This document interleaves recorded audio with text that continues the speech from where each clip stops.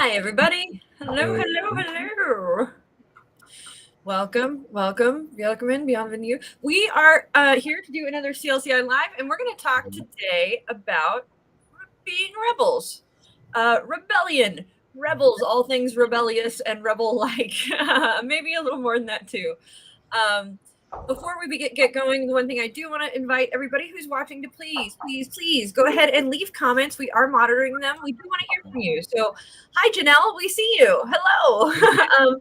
So join in the conversation, leave comments, do all that good stuff. We really enjoy hearing from you. Also, we might have some people join us, come in and out. I think Kyle is here. Jerome's having some sound issues, but hopefully he gets it fixed so he can come in. So we'll all just take turns. So let's talk a little bit about my cat's a rebel. About what we mean when we're talking about being or just rebellion or being a rebel. What does that mean to you guys? Rebellious spirit. To me, I'm hearing an echo. But to be rebellious is there's like a status quo or a rule or like some sort of like established like norm. Let's just say that. And someone comes along and says, this is freaking dumb. I want to do something different. And then they not only just go do their own thing, but they challenge the norm. So there has to be kind of like friction going on, maybe like a thesis antithesis sort of thing, where you're butting heads. Does the friction always have to happen? Like, does that have to be a thing? Because there are businesses that sort of, I guess you could say they encourage rebellion. Like they encourage people to think outside of the box and to stand up and say, hey, we're doing it this one way for this long. Maybe this way will work instead. That in itself is kind of a form of rebellion, is it not? Thoughts, folks? Kyle, hello. We're going to switch to this view, I think. So, yeah, I think it's going around and exploring and experimenting things and testing.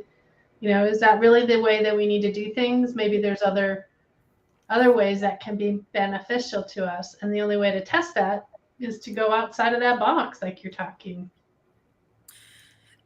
When in the podcast I was listening to, well, we'll talk. Actually, I'll bring that up in a minute. But let's keep sharing. Jen, what is rebellion to you?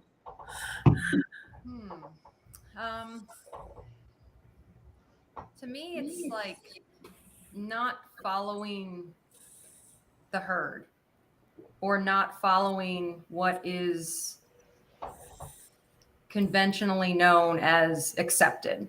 It's finding something that is within you, whether that's, it's just following something within you, and that's not necessarily within others, and accepting all the things that come with it too. I think rebels know that there's things that come with being a rebel. What things? I'm just, I guess, thinking for myself, like the areas that I'm rebellious in. I'm not rebellious in all areas, but I am in some. But like, I guess in some areas in life, I'm kind of a weirdo, or, I'm different. And that's from my rebel spirit for sure. How are you weird or different? I'm kind of curious now. I mean, we don't even have enough time for how I'm weird or different. Oh, okay. You're right. We only have an hour to go into that. Many ways. I mean, one is that I just don't like trends, right? That's a perfect example. I don't like trends. When something is trendy and popular, I don't like it. Just automatically? I just typically am like, no, not for me. So for me, like I have had this like ongoing like battle where I'll be really into something, and then for whatever reason it becomes really trendy. Like I was into it long before, and then it gets, so then I have this like internal struggle where it's like, but I love it, I can't stop loving it because everybody loves it now, because that would make me like, so like it's this internal battle where I have to stay true to what I love even though everybody and their mother now loves it, and I just have to, like, okay, that's cool, it's got its time, it's okay, it's just that the things I like become cool at some point, it's all good. Yeah, it's always tough for me. Age-old struggle of being a hipster. Right? Liking things before other people do. I feel that struggle too. I definitely experience that sometimes too. Mine was like nerdy things. Like I was really into pirates, and then Pirates of the Caribbean movies came out, and I was like, I hate you guys.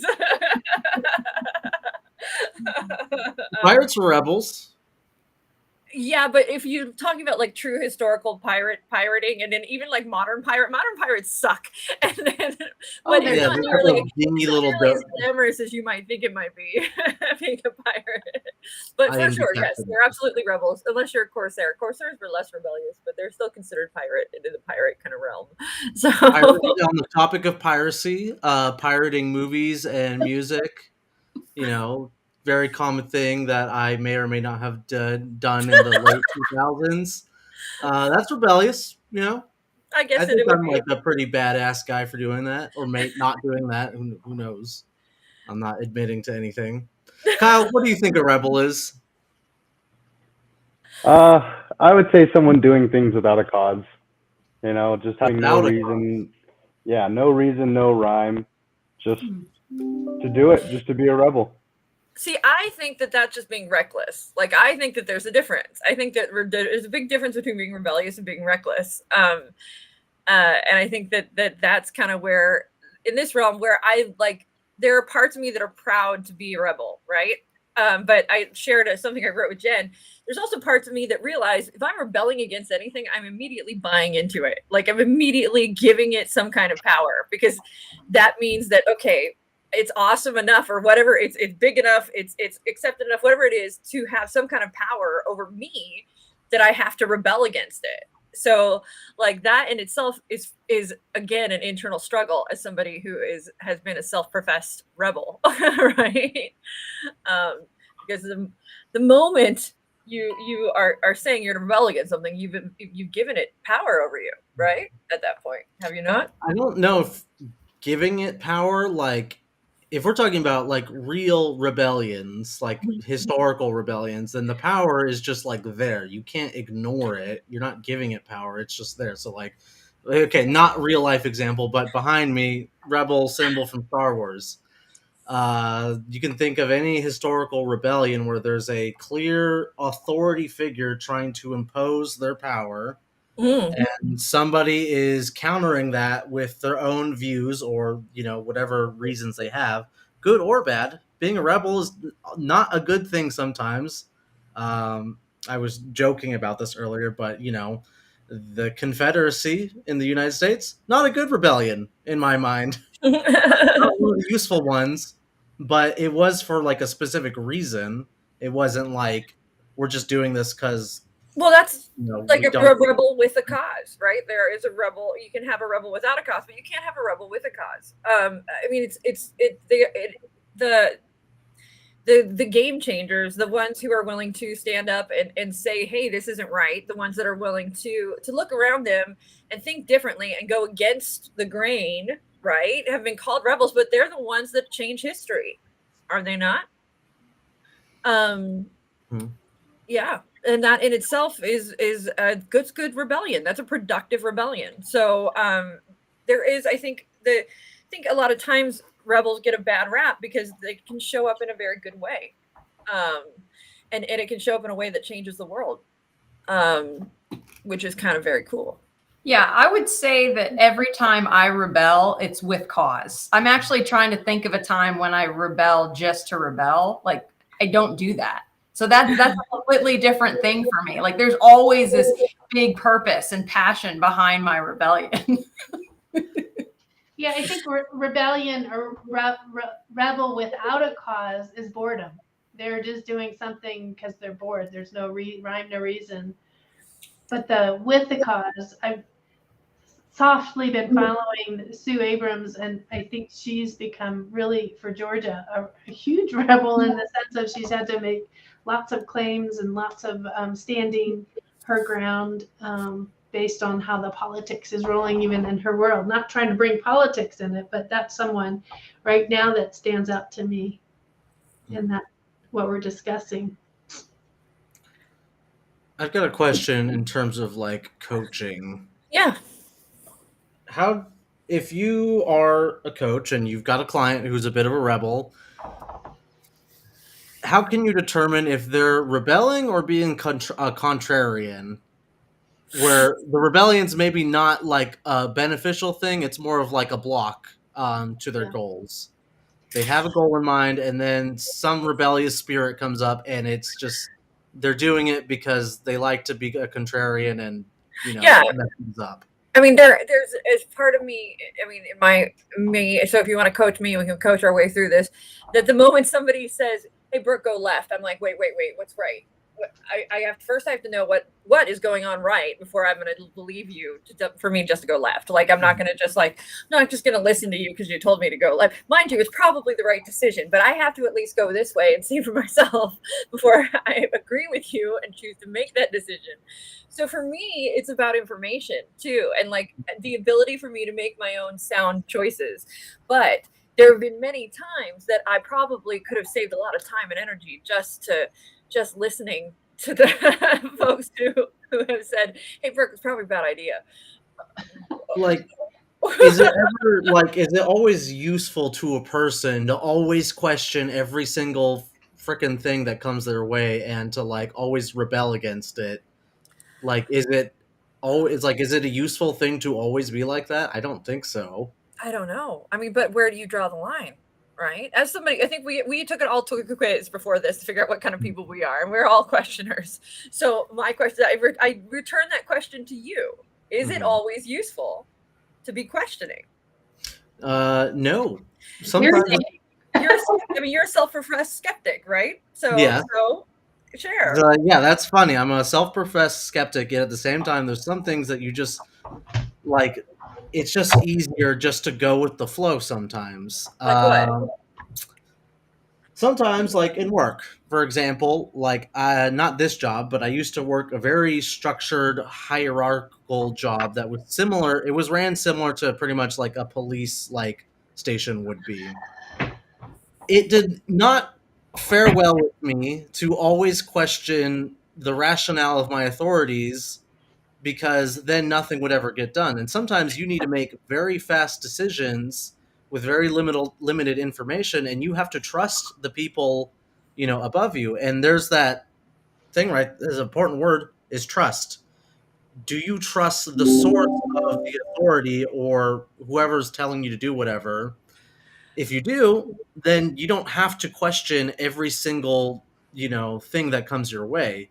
You can trust it, and then afterwards you can sort of rationalize the decision however you want to. I trust all of you guys for the most part, Lisa and Brooke.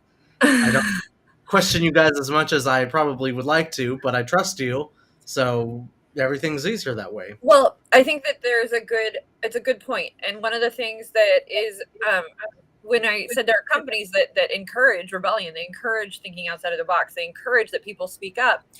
And there's a couple weird things that go on in that space. Is that with rebelling, the people who rebel know very clearly when and what areas they're allowed to sort of rebel in, like the areas they're allowed to think out of the box in, essentially. But they also know there are some areas that have to stay, it just goes because you got to keep the ball rolling, essentially. So it's almost like there's a safe space for thinking out a rebellion, a safe space for creativity, a safe space, which is kind of in itself contradictory, right? Yes. But I think that ultimately, when you're being a productive rebel, you're like working towards a common goal. You're doing it to have good things happen, and so that hopefully maybe you can create some kind of like change and benefit, maybe in a new way. But you can't just do that by like throwing the book out the window, right? Throw the baby out with the bathwater. Yeah, I think that you're right. I mean, there has to be some structure to your rebellion if you want to be a productive rebel. Back to coaching within that coaching space too. You could go both ways with it. What if you have a client that is so by the book that they're scared to break rules? And what do you do with that? I'm gonna let Jerome, Kyle, or Jen take this one. Let's see if I'm working. Am I good? Am I Yes. Yes, we can Yeah. hear you, Jerome. Okay. Yeah. Woo-hoo. I think in a space like that, you just got to make sure that your client is aware of the options. You obviously in the space don't want to lead, but asking questions that allow them to kind of unfold some alternate options that they may not have considered is a space that I think can help in kind of helping your client get past that very structured, very rigid way of thinking and, again, alternately thinking along the lines of a rebel. What if the options, like, you go through the process of like going through the options with them and they're just like, no, I can't break the rules. Like, I see that there's the option to break the rules. I'm not going to on principle because, bad things will happen. And like, what if the client is being so like narrow where they know that there's options, it's just unthinkable to take that extra step or see the benefits of those options? I might ask who taught you those rules, who gave you those rules, and then also how are those rules serving you in this moment, whatever we're working towards. So there's a cultural challenge to those kinds of questions. There are some cultures, while they, like as they are here in the United States, still rely on ancestry, how they were brought up, how they. That's not the word I'm looking for. What's the it works. That they know that they're stuck in this place, that they're not going to make any changes, and yet they're frustrated that they know that they're not going to make these changes. I mean, that's what you're talking about, being so in the space of, in this particular case, their upbringing and who they are, and it's the metaphors, the questions, and how is it serving them, just like you're saying, Jerome. And then maybe in the end, it's just more acceptance. And instead of a leap, they choose something that's about an inch that feels like they're progressing in some direction.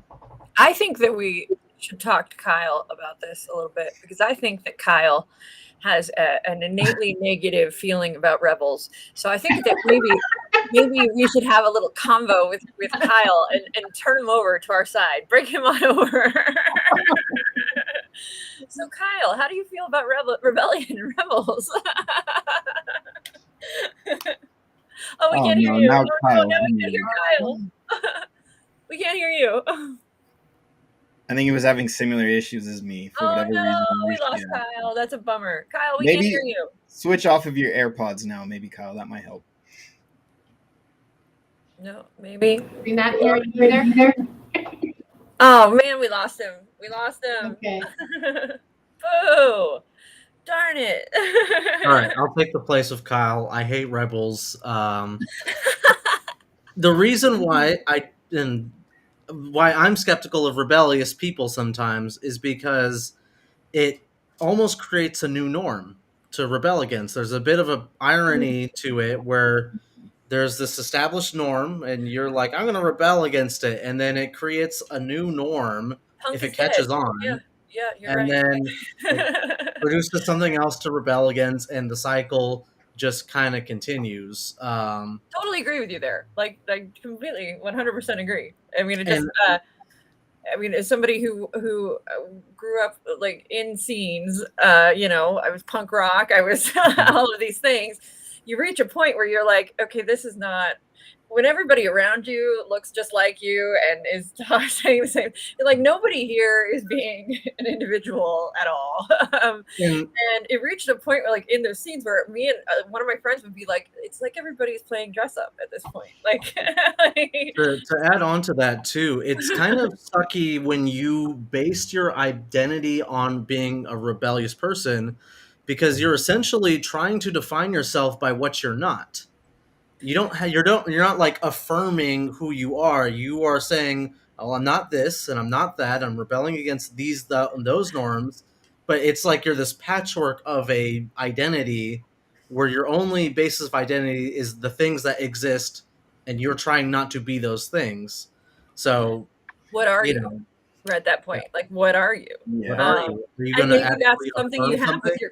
Maybe that's something that comes up with your client. Maybe your client is somebody who is basing their entire life on other people. Like, I don't want to be that. Well, I don't want to act like that. Well, I don't want to be like her. Well, I don't. And that's at that point you ask the question, well, what do you want to be?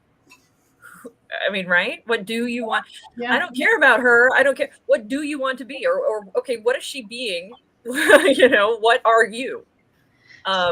So what you're speaking in, both of you are speaking in, is someone, I call it the contrarian, that person who wants to do the opposite of what's going on, still is doing kind of the same thing, because they're not discerning, opening up to figuring out what is it that they want. And so coaching really can be beneficial for that person. The other thing too is a lot of times a contrarian is not, people aren't liking that person. They're not listening to that person because that person's not listening to other people. I think that there has to be a willingness to cooperate. Like, if as a rebel, if I'm thinking, okay, I want things to go, we're doing it this way, we got to do it this way. This way is not working. Well, first I'm going to find out why we've been doing it this way for so long. Like, why? Okay, tell me about what's going on and why we do it this way, so that I can have all that information and then go, okay, well, have you ever considered over here? But first I'm going to listen to you and your side of things first before I go, hey, you're doing it wrong. Nobody's at that point, everybody's gonna be like, screw off. Check out. They're all gonna rebel against me. So Jen. Okay, so I have a question. What do you do when you have a client that you sense is rebelling against their own goals, right? So like they have this goal and then you're following up and they're just like not taking the action that they know will get them to their goal. What's that look like as far as coaching process? And that happens for many reasons. Like, it's one of the things that Dan talks about is sometimes our own success is our biggest fear. Like, and so we rebel against it. We are our own worst enemies. We will put our own blocks in the way. We will sabotage our own goals. It goes beyond just not doing anything. Like, there's some people who will set a goal and then actively sabotage against that goal. Actively self-sabotage, yes. Actively go. Yeah. Saboteur. Yep. Yeah. So how do you coach that? That's what I'm asking. Yeah. What do you recognize in that person who's doing the saboteur work? What do you see when you're? I can be a self-sabotager. I can. So I've absolutely been a self-sabotager. We can talk about right now my laundry. It's a self-sabotaging kind of situation I got going on. So if you want, we can coach me through that, because I am putting every obstacle in my way between me and putting away my laundry right now. Putting away. Yeah, I got that problem too. I hate it with the passion. I want to rebel. Like, I will do anything not to do my laundry. Anything. Like, I will find any excuse. Mind you, I know, and I say to myself, Brooke, you're going to be happier when it's done. It's this Sunday you're doing it. Nope. Sunday comes and goes. It's not happening. Brooke, okay. So what are the thoughts that come up when you think about doing your laundry? Oh God, I don't want to do it. It's annoying. Why do I have to do this? There's better things to do. I'm tired. This is like the worst thing in the world, but I know that I'll like the result, right? But it's about getting from like that like to okay, the result is important. And also part of me goes, who cares? Like, nobody's coming over. So when you think all those thoughts, I don't want to, why do I have to, who cares, what do you do? Anything else. Like anything but like anything else. I will find any excuse not to do my laundry. Maybe not doing your laundry is like actually like beneficial for your life, like in an overall sense. Maybe you should have that. I'm not coaching anymore. No, that was total fixing and total. Yeah, this is not coaching. I'm just offering the alternative view. We all got our piles of laundry that we just don't want to do. We literally do everything else except for the pile of laundry. I hired somebody to do my laundry for me. Like it comes folded. All I have to do is put it away because like I know I'm not going to do it. Like, but I still can't put it away. So let me ask you this: you're telling us that you should put away the laundry. Why should you? Why does that laundry need to be put away in the first place? I want it organized. I would prefer seeing it put away. I would prefer having it put away. But yeah, so you're helping me right now, by the way. This is working. I'm just asking, like, if you said it's folded. I know the end result. I want it organized. And as you're sharing this, I'm realizing what my block here is, like one of my blocks. Like because if I had a good place for everything to get put away, like because I feel like right now I don't have a good place for everything to get put away. Like I have too much clothing and I don't have enough space for it. And also it's like become overwhelming at this point. You know what I mean? So it's like, if I had a good place for everything to go and it was just easy, boom, which I've got it all set up to be easy, but I just have to get rid of some of my clothing. And I just have not done that. And so that kind of ultimately is the issue more than this is Brooke has to go through and like purge out her clothes really bad. And then I'll be okay with putting things away because it'll be easy because everything will have a spot. It won't feel like I'm like jamming things into drawers or like I'm gonna put the ball in their court for this one. Okay. Yeah, like people have room for everything. So it sounds like creating space is the step that will lead you to putting laundry away. Yeah, that for me, creating space would be easier. So now we have to get through the next obstacle, which is me finding the time, energy, and desire to create that space. And that's when I hire like a professional organizer because I just don't want to deal with it. Getting closer. It feels like work. Like I work during the day, right? I work when I'm done working and I work a significant amount. The last thing I want to do is work more. Like I don't want to work on I don't want to, I want to like relax and do things that are fun. So it actually sounds like you not putting your laundry away actually works for you. It does in many ways. Yeah, absolutely it does. But in other ways, it drives me nuts. So it's a double-edged sword. If I could, I wish I had have you ever seen Cinderella? You remember when all the little animals come to life and they help put everything? I want that. Nick and Danger, they could do that.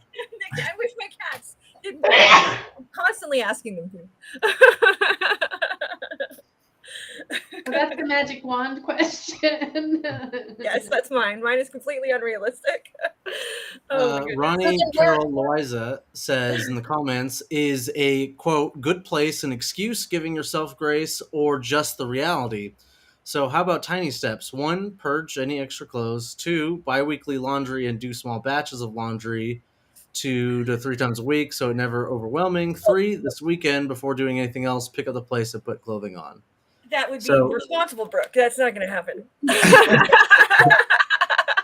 So that first question, really, what has to happen is I have to invite somebody over. Like I have to invite somebody over to my house, and then it will be clean. It will get clean like instantly, very quickly, and my clothes will be put away. So wait. Why is that the case though? Why does somebody else need to be there? Because only I'm allowed to see my house in the States. So because Brooke is an obliger. There's a weird sort of paradox that's like we kind of take a step back from this example. If Brooke's rebellious nature does its thing, then the laundry won't get done. But some sort of external rule or obligation or like this, I guess, social like thing needs to happen where like, oh, somebody else is going to come in, see your mess. What happens then when they see your mess, Brooke? Well, nothing. I mean, I've had plenty of people come in and see my mess. My preference is for it not to be messy though, because I have a pride about my house. Like I have art on every square corner of my house. My house is cool looking when it's put away and put together. And so when people come over, I want them to experience the cool looking house. And if it's a mess, it is not nearly as cool. Like I am a host. I like to host when people come over. I mean, I've done set design, I've done entertainment design, I've thrown epic parties. So I like to have a good space for people to like come in, check it out, be able to, you know, be comfortable. That's very important to me in my space. And it was more important than putting away my laundry. So in that case, it's like I'm creating an experience. Like that is like tapping into my, and so the house gets cleaned very quickly. Also though, sometimes throw it on my side though, because I'll be cleaning it quickly and I'm not putting things away properly. So then it ends up resulting in the mess again later because I can't find anything because it just got like quickly stuffed. So this is an example of me making an assumption about through coaching. I assume that people coming over would be like an embarrassment thing or like a shame thing going on. It's not. It's just Brooke's like ego now at this point. To some degree, yeah, it is. It is absolutely. Wouldn't embarrassment and shame, that's ego as well, is it not? Like that is an ego. But that's like the external source of people putting their expectations on how you should have your house. Oh no, but that's okay. Your expectation, okay. Yeah, I can live with people. I mean, but that's not. That wasn't the case. You like me or you don't like me. I'm not everybody's favorite flavor. It's okay. But if you're coming over, I'm going to show you a good time. So my next question is: does the laundry out prevent you from inviting people over? That it does.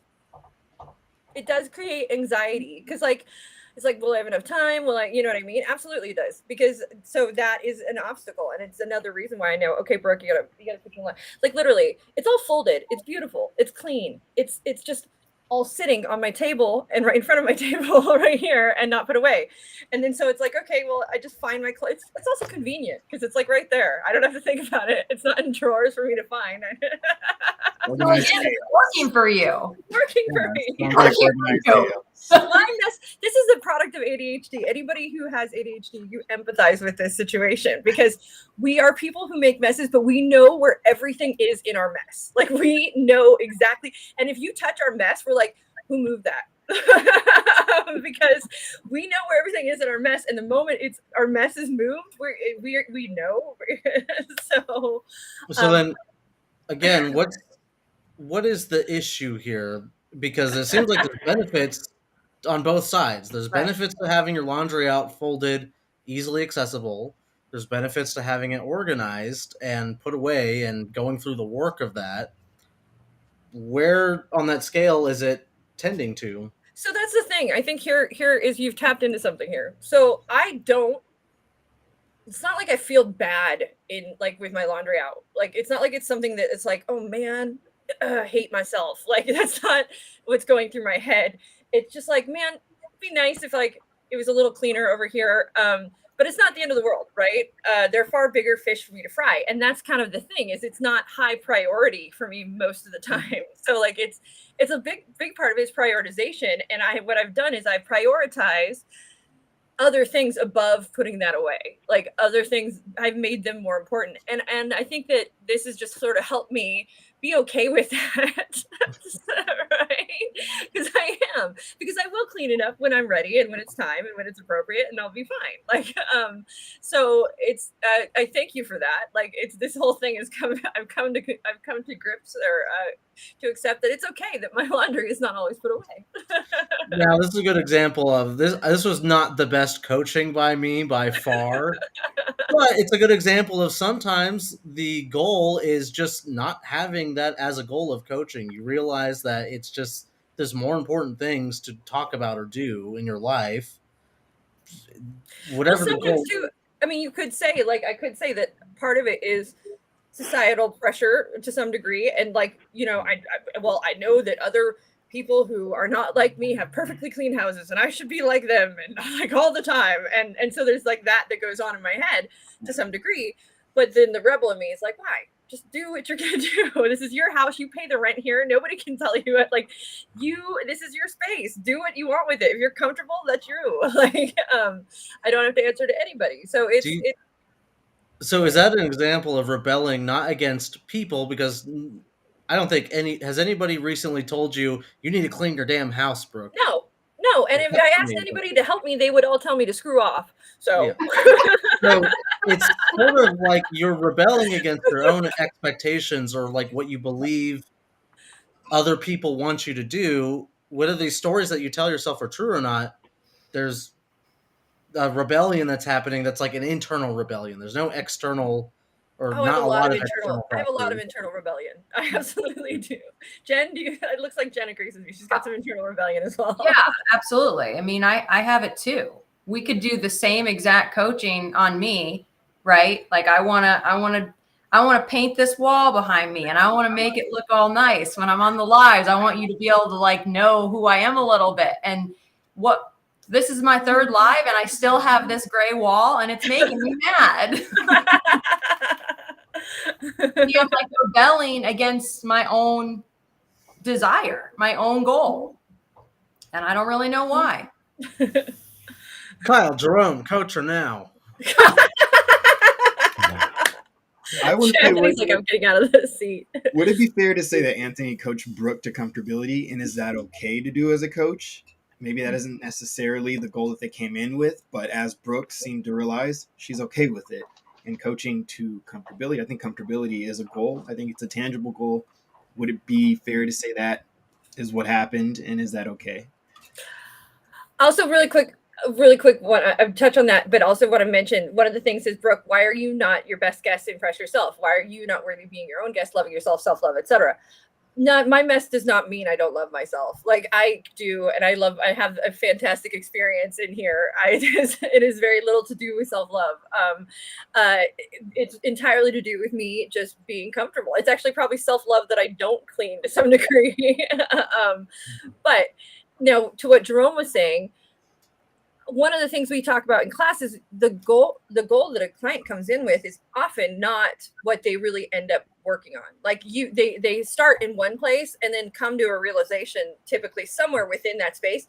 Oh, wait, this is actually about this, or this is actually, so a lot of times they may have a goal, but we're not attached to the outcome. Like that's the key here, right? So the outcome can be very different than what the goal can be. I'm going to add to that. What I did, though, probably wasn't good because I came in with a bias. Like, my intention was to get Brooke to be comfortable with that. If that happens naturally in the process of you being a curious coach and asking questions, so be it. But I did it full disclosure, just like, it's not that big of a deal, Brooke. Like, let's just get you to see my point of view. So don't do what I did. That was a rebellious coach coaching a rebellious client. That was right. A rebellious coach coaching a rebellious client. Right? Anthony, she showed signs that that's what was best for her. Like she showed that she was functioning in that way, and that just coming to this level of acceptance, like at least that's what I saw was like that was kind of what she wanted. Oh, no.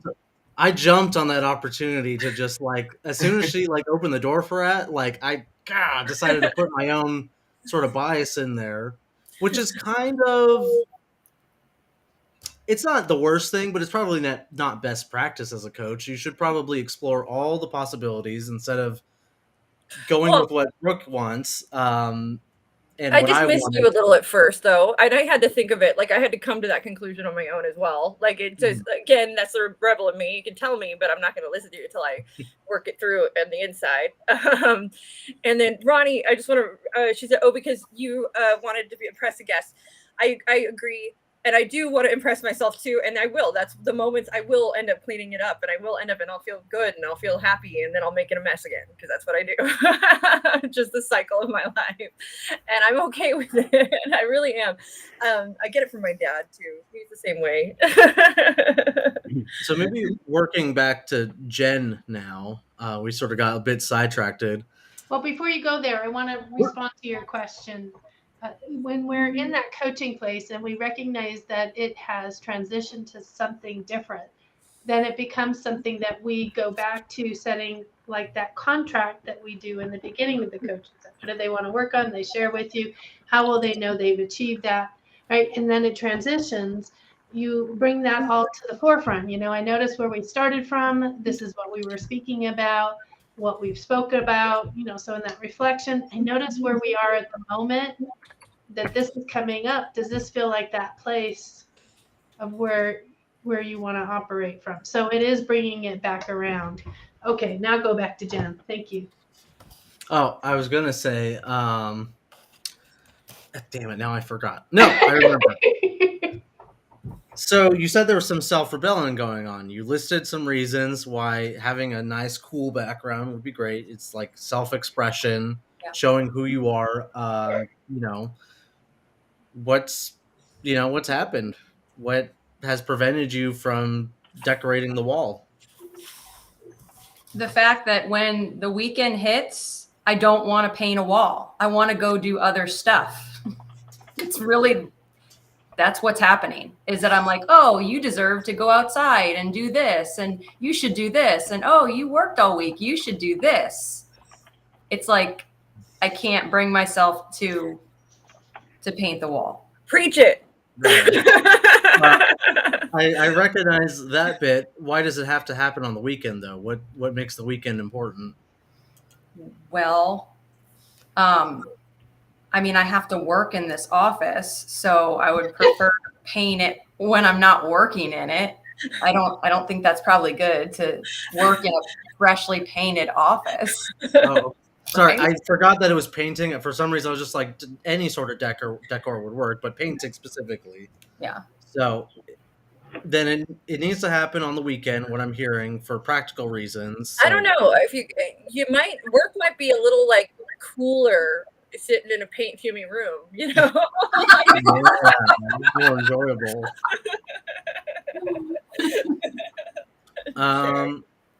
So for practical reasons, weekend is the best time to do it. But when the weekend rolls around, you'd rather be doing something else other than painting a wall. Yeah. Okay. I have a question. Yes, Brooke? Is there a way that you could make painting the wall not feel like work?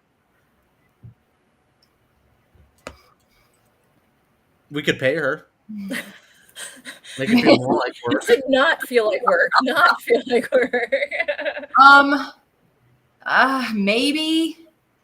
Yes. No. Oh. I noticed that you're like, ugh, when like, God, can you? Because it can go either way. I literally could think these thoughts or these thoughts. Like, it could be fun, yes, if I really got excited about it and made it a big deal and put music on and had like a little painting party, right? Or I could stay stuck in this, I don't want to do it. It sucks. It's work. It's boring. So okay. What do you get from it sucks, it's work, it's boring? This wall every week. That's what I get. And then the shame that goes along with the wall. What else do you get, though? Because you get more than that. Oh, I do. I get to spend my weekend doing stuff that doesn't feel like work. Okay. And then what do you get if you paint the wall? Make it fun. I get something I want, something that I envision for myself. Like I want to decorate and create my home office. Like I actually am excited about doing that. Now, there we go. There it was. I'm excited about it because it's something. Tell me more. I want to know more about that excitement. Tell me more about that excitement. Because as soon as I start to think about the end goal of like walking into my office and just feeling so excited. Oh my God, I get to work in this space every day. I created this. This was my vision. This is all me. Like I put in the work. Like that's what I want. I want the feeling that comes on the other side of all the work. What is that feeling? Proud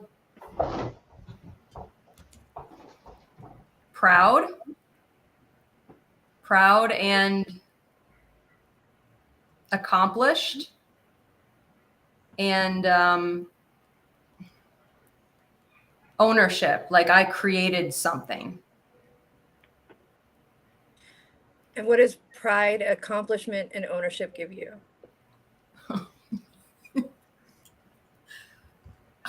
Fulfillment.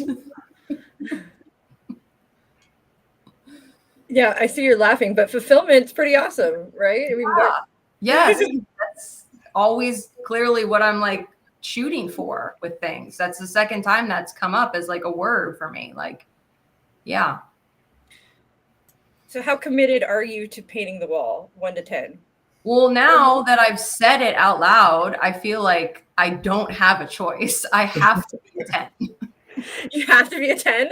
Like, is there anything that could take you that 10 down from that 10?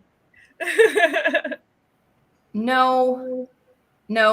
So what's so interesting is that I had that goal for myself, and I wasn't following through with myself. I was rebelling against myself. But now that I've put it into the external, right? Now that I'm being held accountable for everything that I just, declared, right? Now that I've exposed myself, like now I have to follow through with it. I just have to. Okay. And I want to. So I'm actually kind of like glad that we put it out there, because now I'll just do it. When do you want to do it? There was some interesting word choice that you used earlier when you were, getting excited about looking forward towards the rewards. You said putting in the work to like see, what would like be the outcome, and like walking into your office. Where before work was like this negative thing, like we were trying to get away from work on the weekend, but you used work in a different sense, where going towards work was beneficial to your like goals. I'm just making an observation here, but there seems to be a sort of shift in the way work was used. How are you feeling about this being work, quote unquote? It's necessary work. Like I actually realized through this conversation that the work is required for me to feel that creative ownership over the space, right? Like if I just snap my fingers and like HGTV came in and gave me this beautiful office, it wouldn't feel the same as if I create it. I would love it and I would be super excited about it. But hey, I don't know what you're talking about, because snapping your fingers to make an office, pretty nice. Well, not my office, but yeah, I mean, it's not the same. I want what comes on the other side of the work. So now I have a level of acceptance. I have an awareness of the work as a requirement, and I have a level of acceptance that I'm now actually kind of excited about, because that's what I want. All right. Now we're gonna see you next week. We're gonna force you to be on the live, so there's no getting out of it. But we'll just see, what the wall looks like, and then we'll talk about it for a little bit and go from there. That's the end of our coaching. Not exactly a coaching moment there. I would have asked her, so when are you going to paint the wall? When are we going to see the wall? Yeah, that's a good point. When do you want to do that? I mean, if I take time Saturday to go pick out the paint, and then I can paint Saturday or Sunday. So step one is just getting the paint. Once I have the paint, I'll do it. Okay. So Saturday you're getting the paint is what I'm hearing. Mm-hmm. What color? I'm curious. Like kind of the color of Lisa's shirt. Like a blue, like a bluish teal kind of. Yeah, it's a deep teal. Yeah. Pretty, very, very pretty. Which I'm not supposed to say as a coach, by the way. Not at all. Now, I saw that Janelle put in the comments, wow, sounds like a lot of pressure being put on the wall. Might be the case, but it is, I mean, that is Jen's choice to apply that pressure. So And it seems like a pressure that she wants, so I don't think I would question around that necessarily. Lisa, would you? No, I want to pull in noticing body language. So the things that as we were watching, shifts in her body language. Did you out there in TV land or social media land recognize her features shifted when she started talking about her dream of making it just her space that she will feel welcome to walk into and want to be a part of? Her features completely shifted. And a lot of the times, even in coaching, we'll identify, I just noticed something shifted. What's going on there? And her talking into that experience and really getting into that, envisioning, how do you see this wall? Well, I see it as this teal kind of deep shade. And and so getting her even to live in that moment can be beneficial to help her really experience on what she wants to do in that space. It's more on this side an experiment, but it's getting her working in that ideal space even before she's has done that work. And we're bringing this all back to our topic of rebellion. This is an example of how Jen and I rebel internally. Like, we rebel and we have our own internal rebellions, which is something that you will often find with your clients, that this exists often. And it can go a lot of ways. It can go towards, like with me, I'm just like, okay, I accept it. This is part of me. It's who I am. Or with Jen, tapping her into that desire of the outcome, that desired outcome, and what it will feel like, and how and what that is for her. Too, at least I wanted to ask, when you're exploring in those space, we're just being curious. Like, when did you ask her, well, tell me more about the wall. What color will it be? What will you have on it? Like, that's just being genuinely curious and asking questions in that space, right?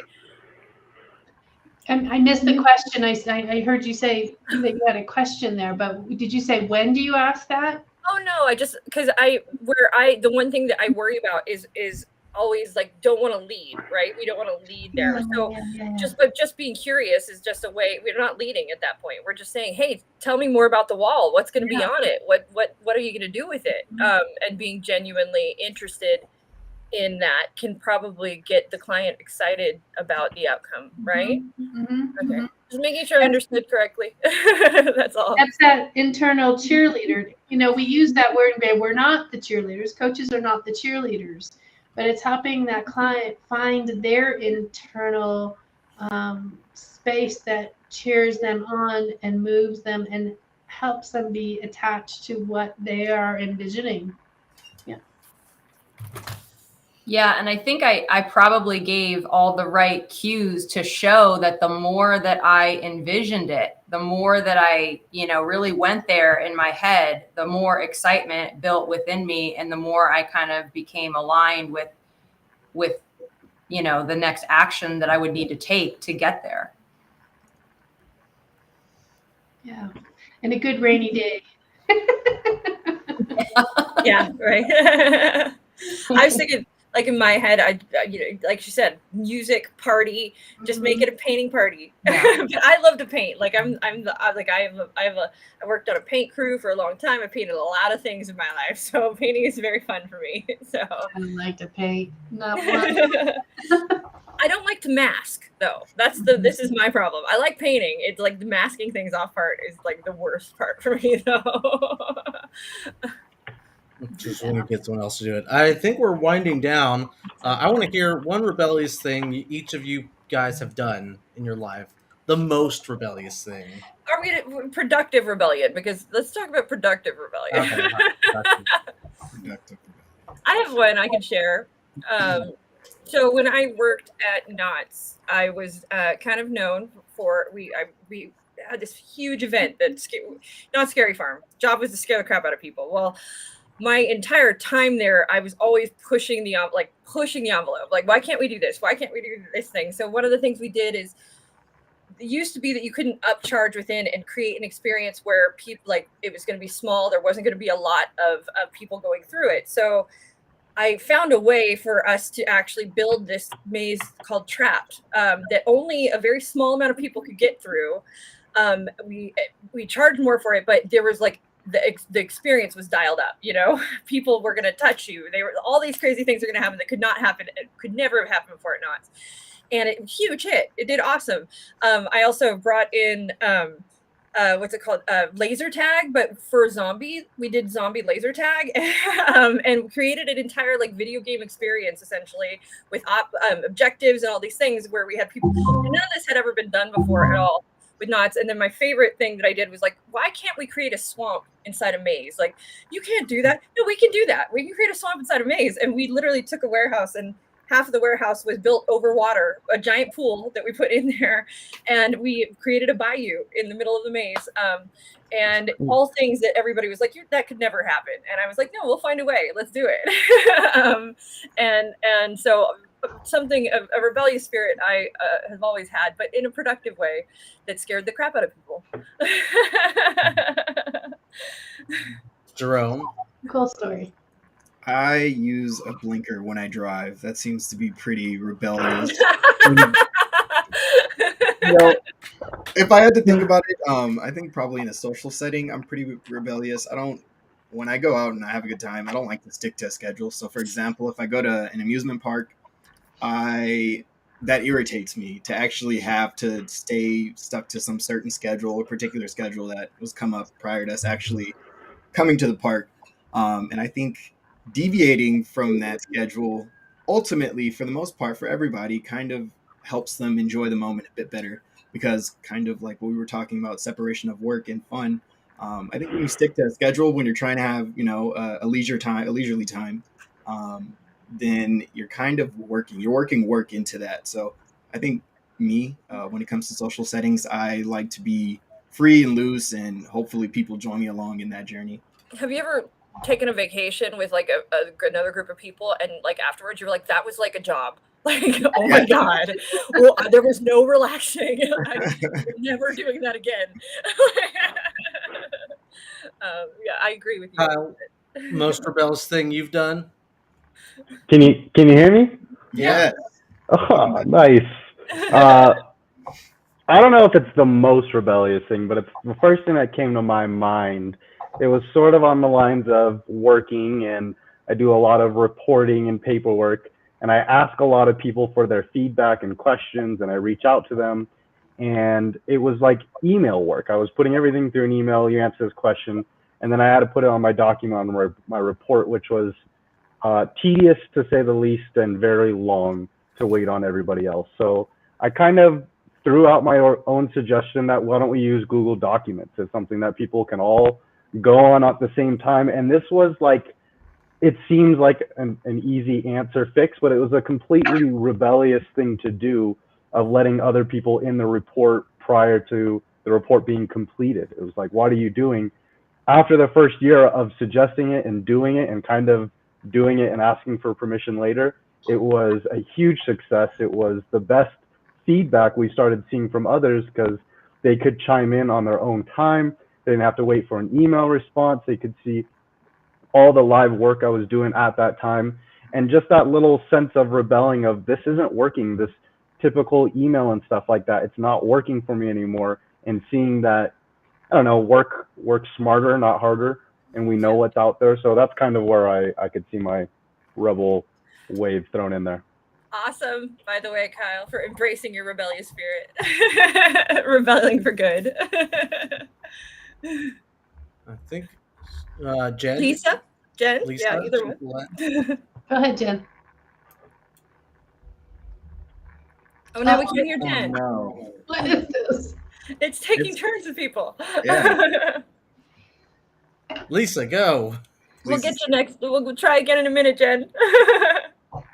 So let's see if I can shorten this story. The story is I don't let a closed door keep me out. I always find ways in. I think that's the quickest way around this story. I tend to look for alternatives. I tend to see what other opportunities there are. And then I always have people coming with me. So I'm in that place, bringing them along with me. I check closed doors, see if they're locked. And that's just something I've always done. So Jen, is your audio working? Maybe. No. No. Well, that's been about an hour, so I think we'll Well, need Anthony, to wrap. wait, you're rebellious. Oh, shoot, I Yeah. forgot. All right, so this one's like personal, not like work related, but like, and this is also not productive. This is specifically anti-productive. I got a vasectomy at the age of 25, and when the doctor asked me, I had like a few doctors like ask, "Are you sure you want to do this? You're so young." The fact that I was questioned on that gave me the 100% reassurance is like, oh yeah, this is what I want. Like the fact that I had somebody challenge that, put that rebel kind of spirit in me, was like, let's do this, let's go for this. So it's not really interesting or productive, but you know, it's a little bit rebellious, I guess, for a guy my age. So that's kind of interesting. Definitely interesting. Thank you for sharing. So I think that about wraps it up. So go out there, be rebellious, let your clients embrace the rebel while still questioning on them and you know what? challenging them. I just want to bring this up. CLCI, we're a bunch of rebels. You know why? Because we certify life coaches in 3 days. Nobody else out there does that, and we get questioned daily with how we do it. We are rebels for so many reasons. We're rebels because our staff is who our staff is. We are a rebellious lot. And so if you want to harness your inner rebel and come and be trained by a bunch of awesome rebel coaches, check out Certified Life Coach Institute, certifiedlifecoachinstitute.com. And if you like this video, like it, share it, do all that good stuff. Don't rebel against it. Share it with the world. All